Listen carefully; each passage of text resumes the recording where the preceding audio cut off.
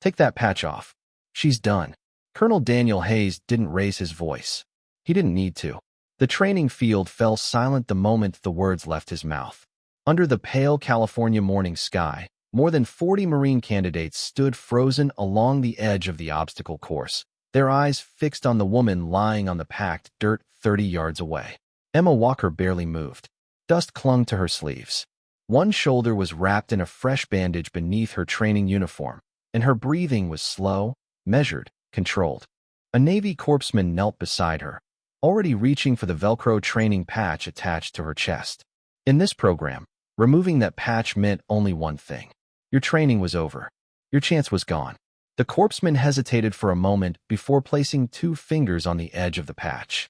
Around him, several candidates exchanged glances. Some looked uncomfortable. Others looked relieved. A few even nodded quietly as if the decision made perfect sense. After all, Emma Walker had never looked like the strongest candidate in the class.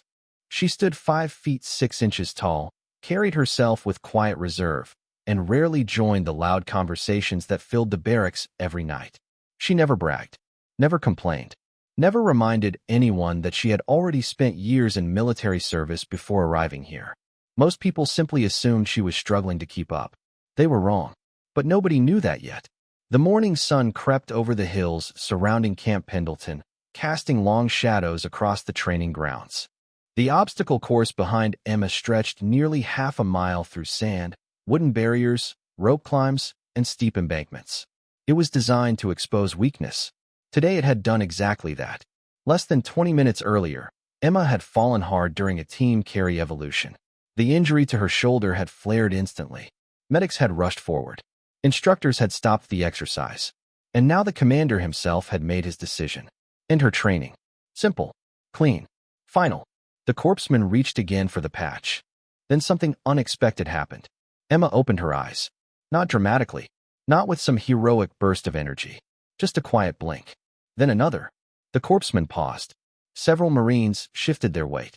Colonel Hayes watched from across the field, arms folded tightly against his chest. Emma stared at the cloudless sky for a second before turning her head toward the people standing around her. She seemed almost annoyed by the attention. Slowly, she planted one hand against the dirt. The corpsman immediately leaned forward. "Easy," he said. "Don't push it." Emma ignored him. Her jaw tightened slightly.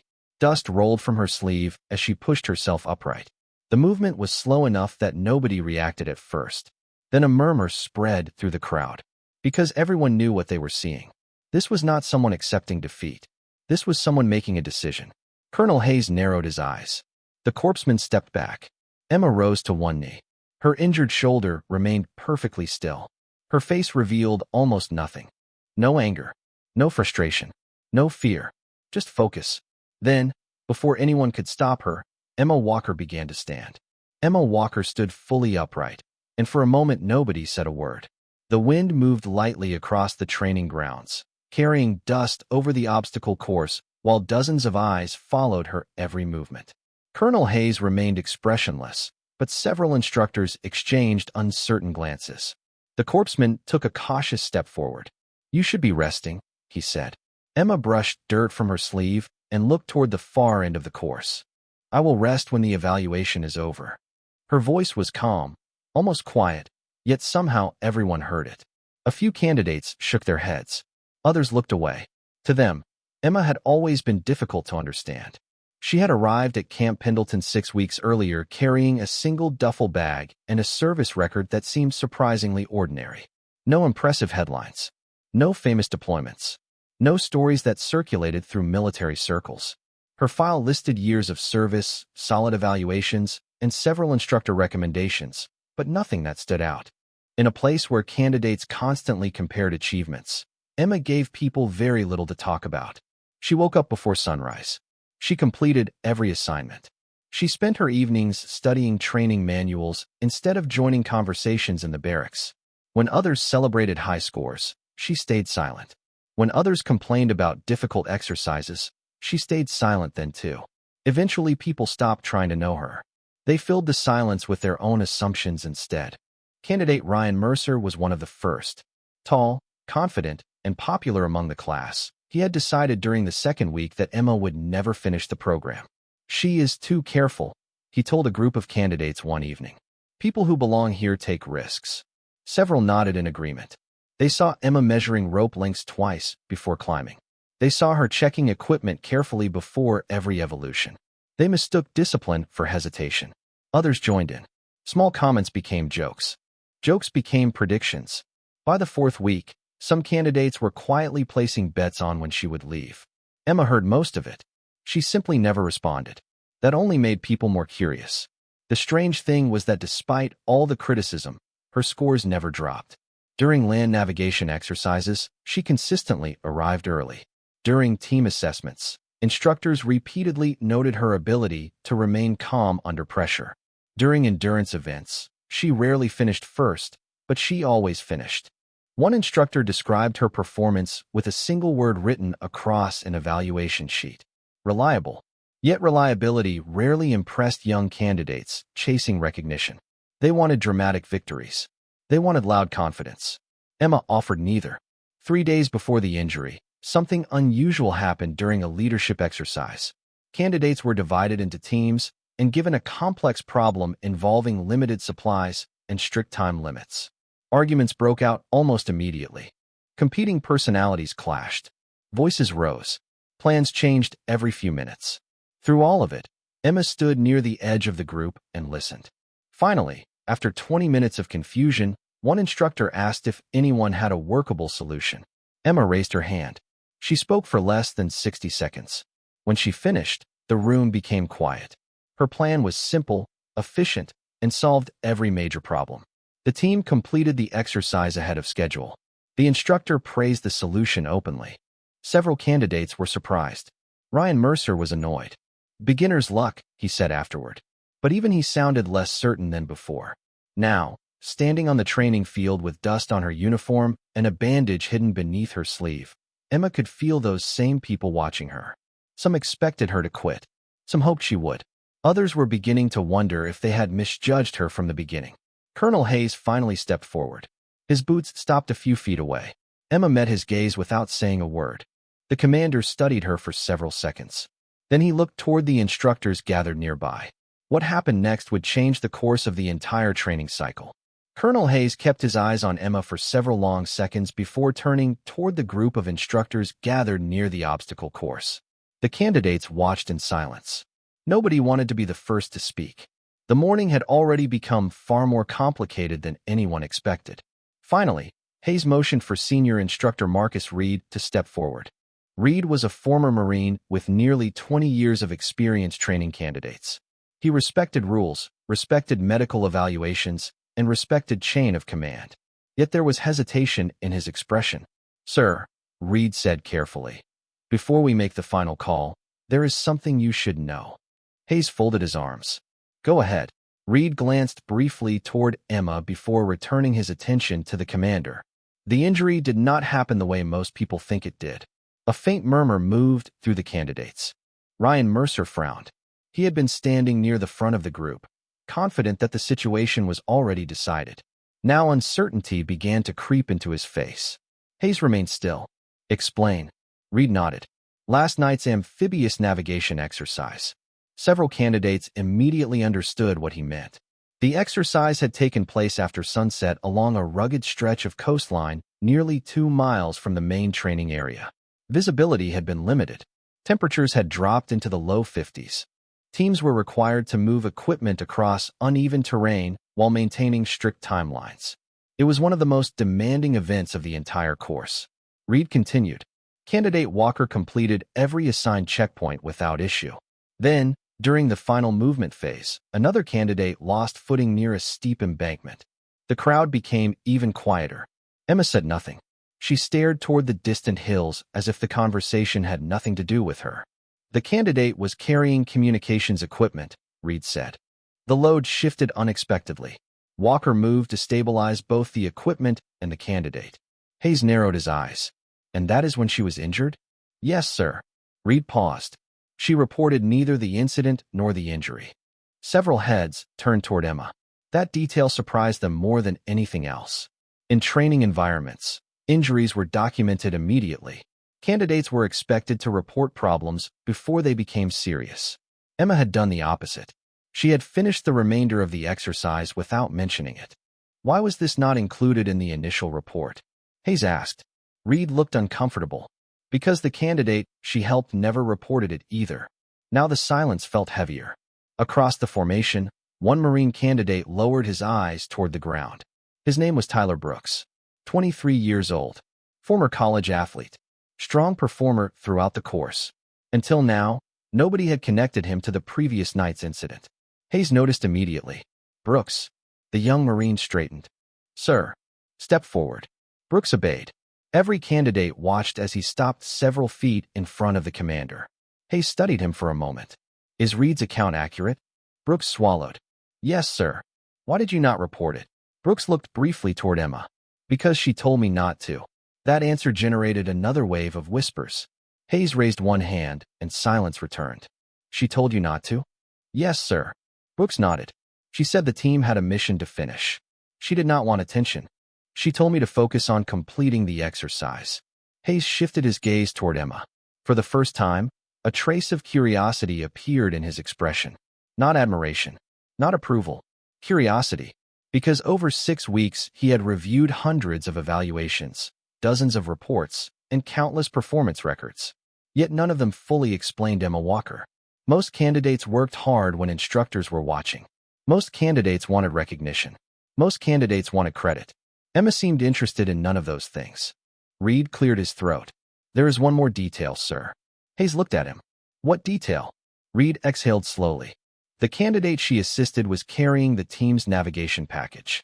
If it had been damaged, the entire team would have failed the exercise. Several candidates exchanged surprised looks. Suddenly, the events of the previous night took on a different meaning. Emma had not simply helped someone. She had protected the success of the entire team. Hayes remained silent. The wind swept across the training field again. In the distance, a flag snapped sharply against its pole. Then the commander made a decision that nobody expected. Medical evaluation at 1300 hours, he said. Until then, Walker remains in the program. The reaction was immediate. Some candidates looked shocked. Others looked frustrated. Ryan Mercer stared in disbelief. Emma simply nodded once. No celebration. No smile. No victory. But as the formation began to break apart, more than one candidate found themselves looking at her differently than they had the day before. The remainder of the morning passed under a cloud of tension that nobody could ignore. Camp Pendleton continued operating with its usual rhythm. Trucks moved between training zones. Instructors reviewed schedules. Candidates rotated through equipment inspections and classroom evaluations. Yet conversations kept returning to one subject. Emma Walker. By noon, rumors had spread across the entire training cycle. Some claimed she had hidden a serious injury. Others claimed she had earned special treatment from the command staff. Neither version was true, but facts rarely moved as quickly as speculation. Emma spent the hours before her medical evaluation exactly as she spent every other day. Quietly, she sat alone beneath a shade structure overlooking the training grounds with a notebook resting on one knee. While other candidates argued about scores and rankings, she reviewed maps, procedures, and emergency response protocols. Anyone watching her would have assumed she was preparing for an exam. In reality, she was simply following a habit she had maintained for years. Preparation gave her clarity. Clarity gave her confidence. Across the compound, Ryan Mercer watched from a distance. The previous 24 hours had challenged nearly every assumption he held about Emma. He still believed she did not belong at the top of the class. He still believed she lacked the aggressive edge required to excel in the program. Yet the facts were becoming harder to ignore. Every challenge seemed to reveal another layer nobody had noticed before. Finally, he crossed the yard and stopped a few feet from her table. Emma looked up from her notebook. "Can I help you?" she asked. Ryan folded his arms. "Why did you not tell anyone what happened last night?" Emma closed the notebook. "Because it was not important." Ryan stared at her. "You got hurt helping someone."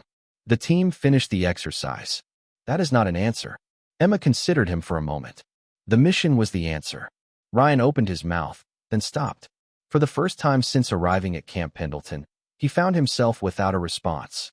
Before either could continue, a loudspeaker announced medical evaluations for selected candidates. Emma stood immediately. Good luck, Ryan said awkwardly. She offered a polite nod and walked away. The medical facility sat near the eastern edge of the base. It was a simple building with white walls, bright lighting, and a reputation every candidate respected. Medical officers did not care about rankings, popularity, or personal opinions. They cared about facts. Emma spent nearly 40 minutes moving through a series of assessments. Range of motion, strength measurements, stability testing, questions about pain levels, questions about recovery time. When the evaluation ended, she sat alone in a waiting area while the medical team prepared its report. Outside, the afternoon sun hung high above the California coastline. Inside, every second felt unusually long. A door finally opened. Colonel Hayes entered alongside the senior medical officer. Emma rose immediately. The physician reviewed several pages before looking directly at her. The injury is real, he said.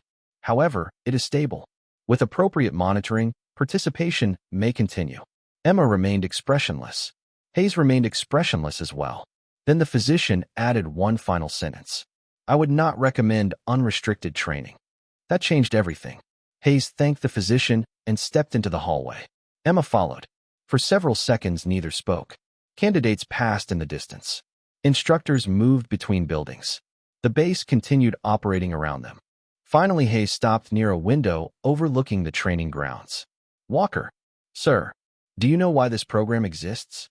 Emma answered immediately. To identify leaders under pressure. Hayes nodded slightly. Most people think it is about physical performance.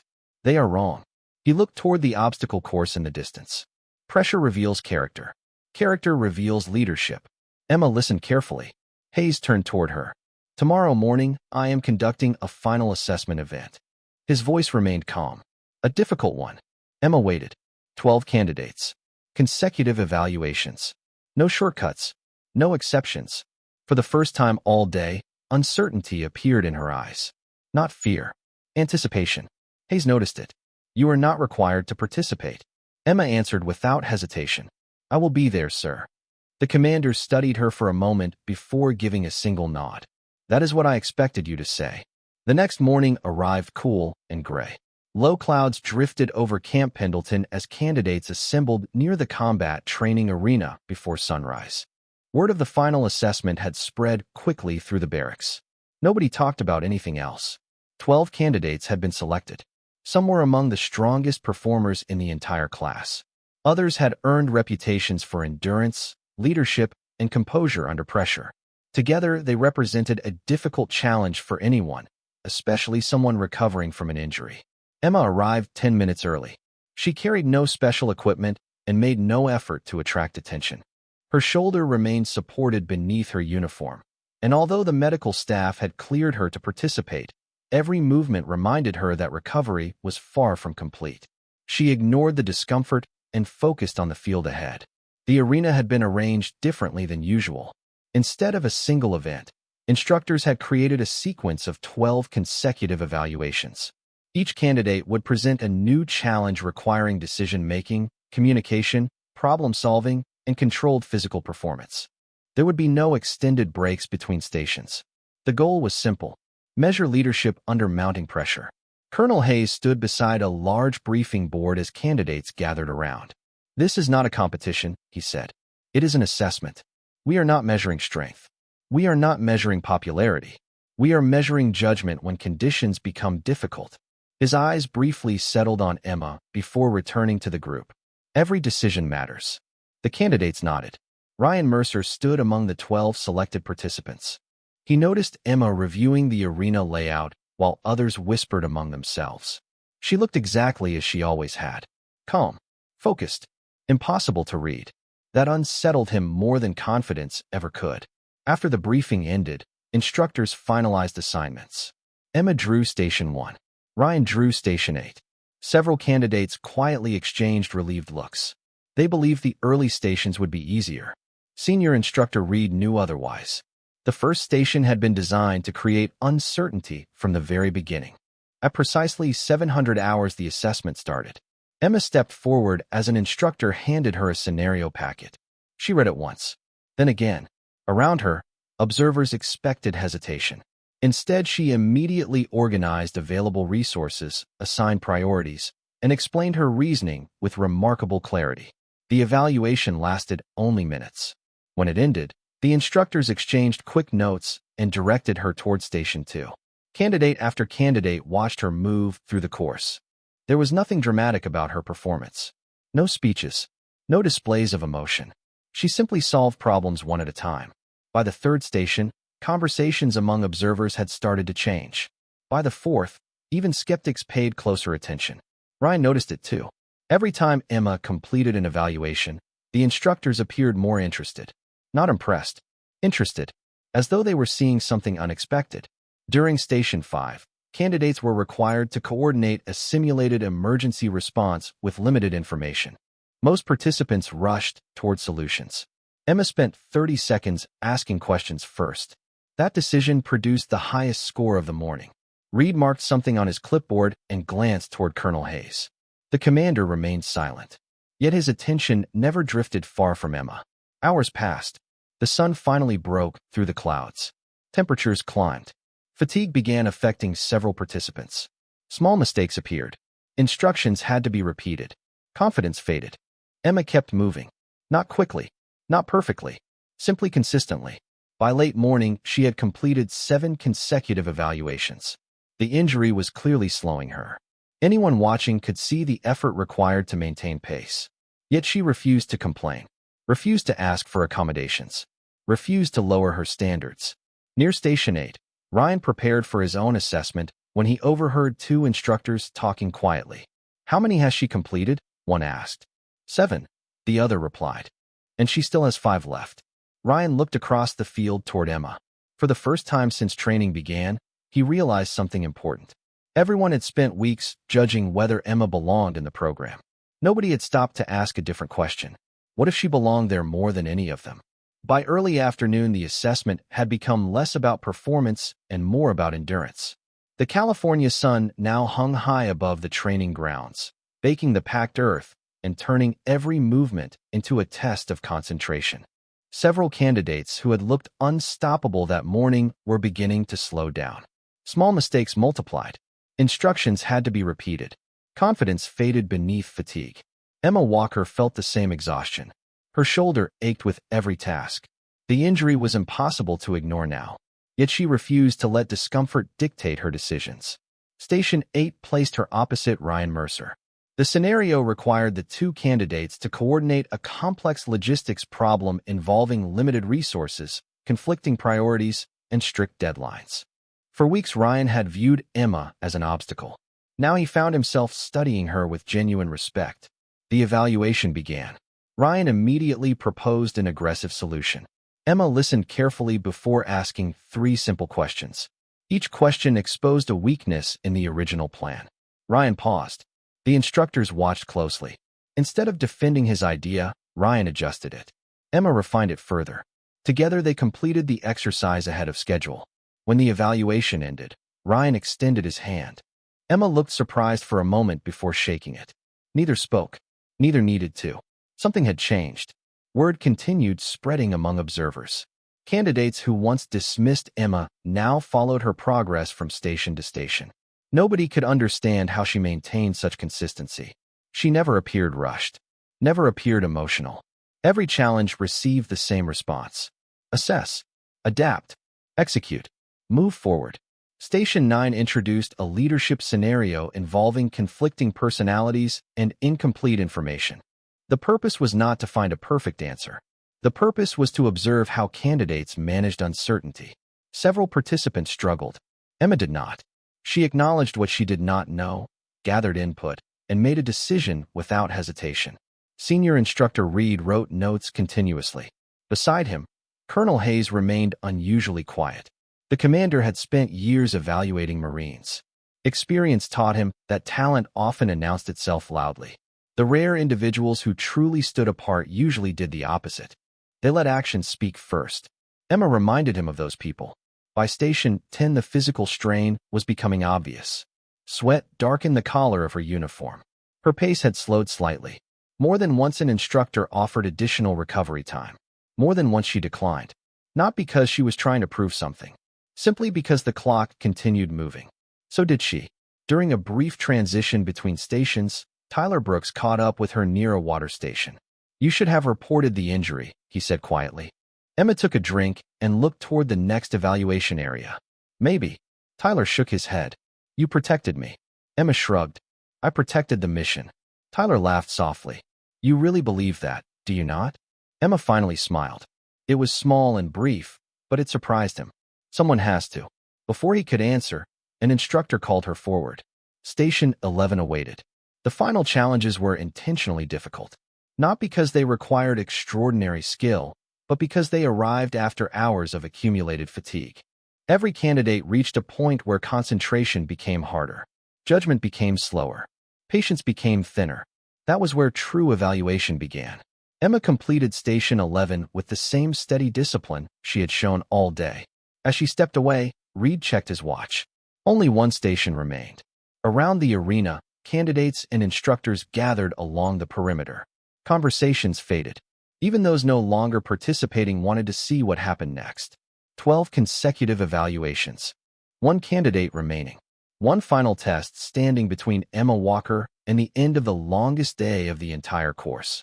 Colonel Hayes stepped toward the center of the arena and opened a sealed assessment folder. When he looked up, his expression revealed nothing. Yet every person present sensed the same thing. The final challenge was going to be different. The arena became completely silent as Colonel Hayes opened the final assessment folder.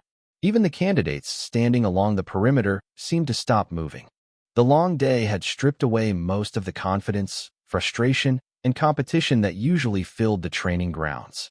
What remained was curiosity. Everyone wanted to know what could possibly come next. Hayes removed a single sheet of paper and handed it to Senior Instructor Reed.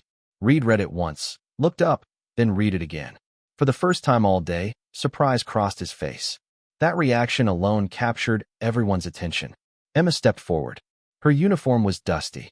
Fatigue showed in the way she carried herself. Yet her eyes remained focused. Hayes studied her carefully.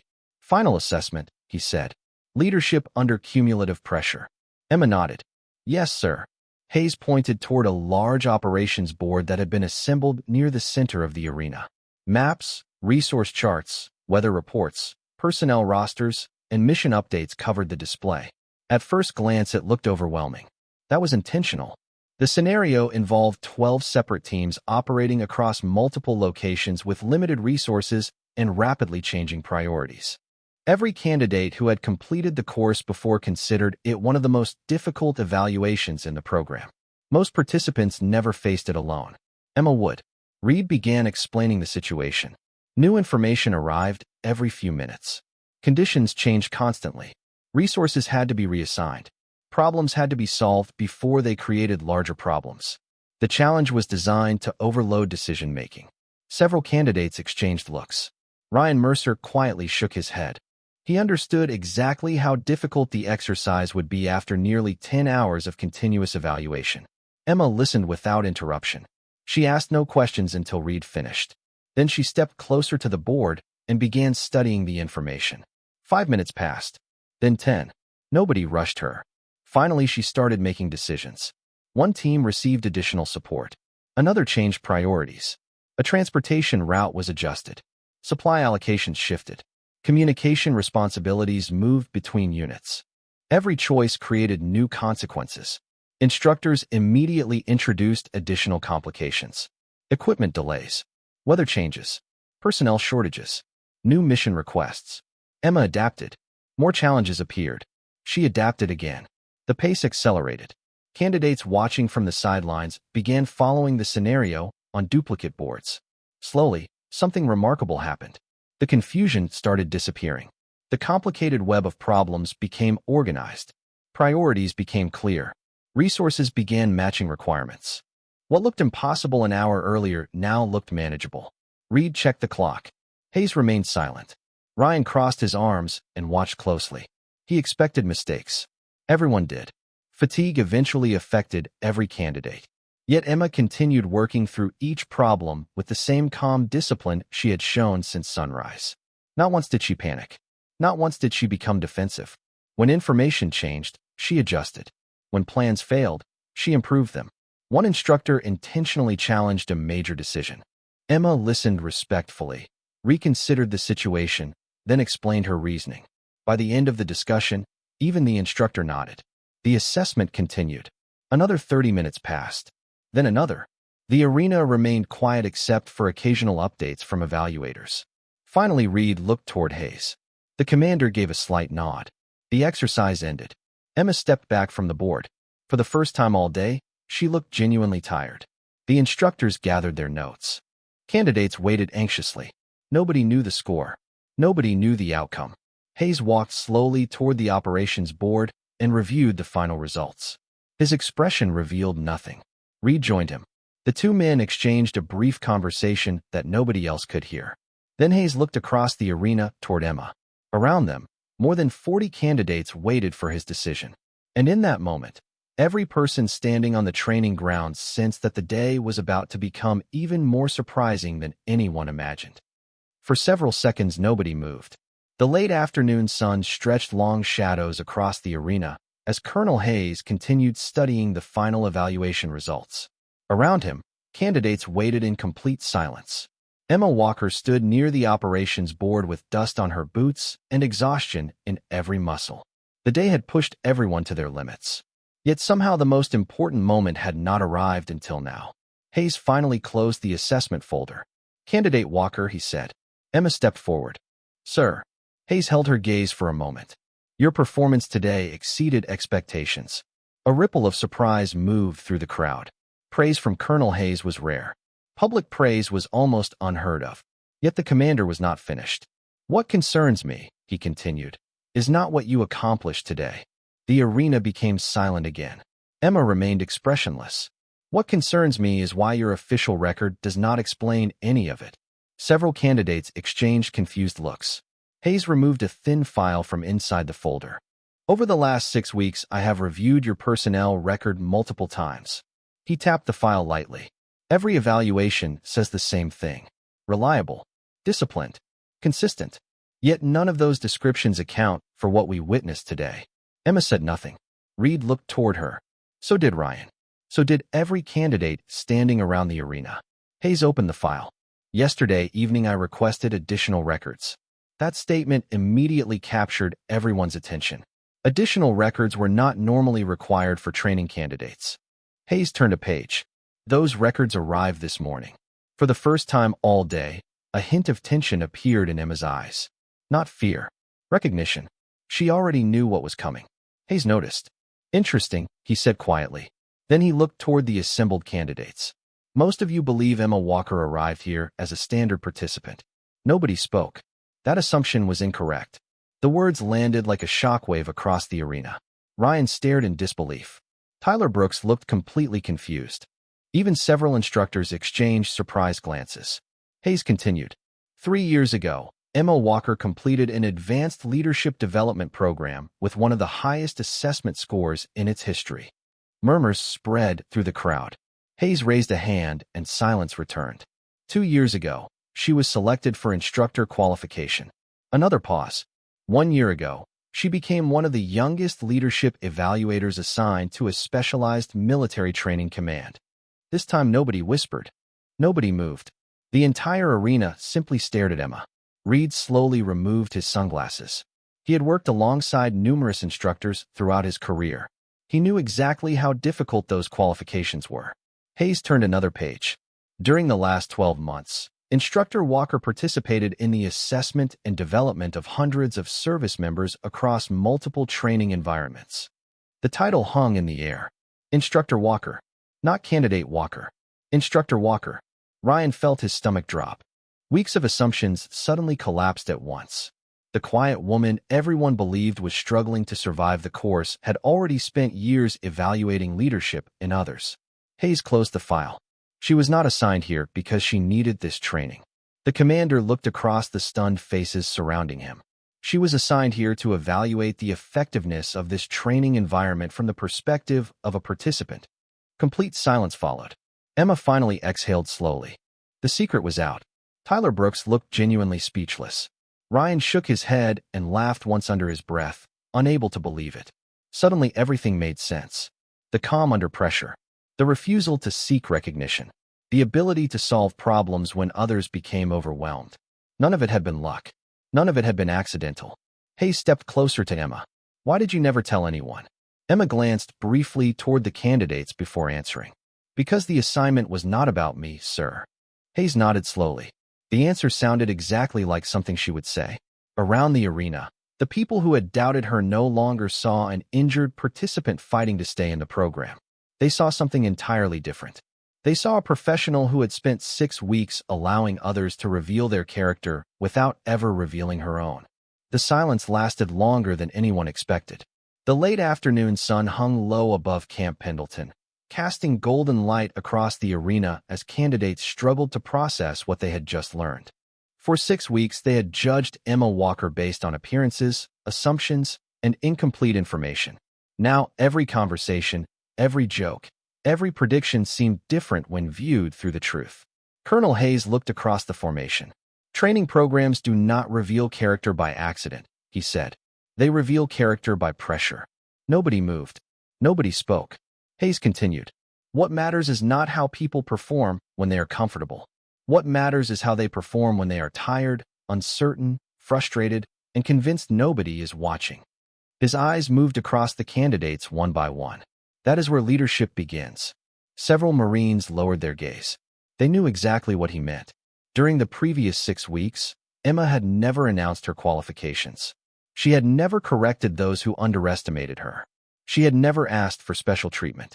Instead, she had allowed people to reveal themselves through their own actions. Ryan Mercer finally stepped forward. The confident Marine who had spent weeks doubting her now looked almost embarrassed. "Ma'am," he said, "I owe you an apology." Emma looked at him quietly. Ryan shook his head. "Actually, I think a lot of us do." A few candidates nodded immediately. Others followed. Emma glanced around the arena. Faces that once carried skepticism now carried respect. Some looked humbled.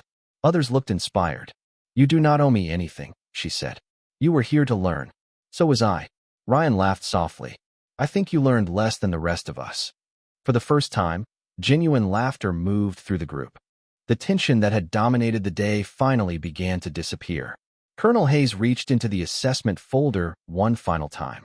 He removed a small insignia patch and walked toward Emma. Hours earlier, everyone had believed her training was over. Some had expected her to leave the program entirely. Now the commander stood directly in front of her. "Instructor Walker," he said, "on behalf of this command, thank you for completing the evaluation assignment." Emma accepted the patch respectfully. Hayes extended his hand. She shook it. The gesture was simple, but everyone understood its meaning. It was not about rank. It was not about authority. It was about professional respect earned through actions rather than words. As the formation began to relax, Tyler Brooks stepped forward next. "For what it is worth," he said, "I am glad you were there that night." Emma smiled slightly. "I am glad you finished the mission." One by one, candidates approached. Some thanked her. Some asked questions. Some simply shook her hand. The woman they once viewed as an ordinary participant had become something much more important. She had become an example. The sun continued sinking toward the Pacific coastline as the arena slowly emptied. Eventually, only Emma and Colonel Hayes remained near the operations board. For a few moments, neither spoke. Then Hayes looked out across the training grounds. "You know," he said, "when I first reviewed your file, I thought the assignment made no sense." Emma raised an eyebrow. "Sir." Hayes nodded. "I could not understand why someone with your experience would volunteer to spend 6 weeks being underestimated." Emma followed his gaze toward the distant obstacle course. "Because evaluations tell you what people can do," she said. "But pressure tells you who they are." Hayes smiled. It was a rare expression. "That sounds familiar." Emma smiled too. "I learned from good instructors." The commander laughed quietly. The evening breeze moved across the empty training field. In the distance, candidates returned to the barracks carrying lessons they would remember for years. Some lessons came from books. Some came from instructors. The most important ones often came from people who never needed to prove anything at all. Emma Walker looked across the base one last time before turning toward the parking area. Her shoulder still hurt. The day had been exhausting, but the mission was complete. Behind her, 40 Marines left with a better understanding of leadership than when they arrived. And that had been the purpose from the very beginning. Respect was never something she demanded. It was something she earned, one quiet decision at a time.